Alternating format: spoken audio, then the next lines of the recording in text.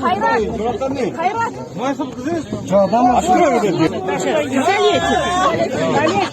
А что это, Виталик, куда едет?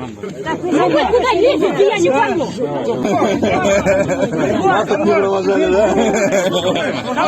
Курва, вперед! Я же говорю, выходите туда. Рустам! Нет, туда. Я приду туда, вместе увидимся. По-любому. По-любому. Сам он не едет.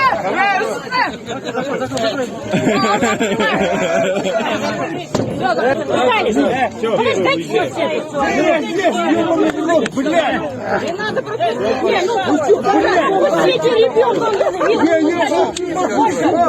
Чуть-чуть.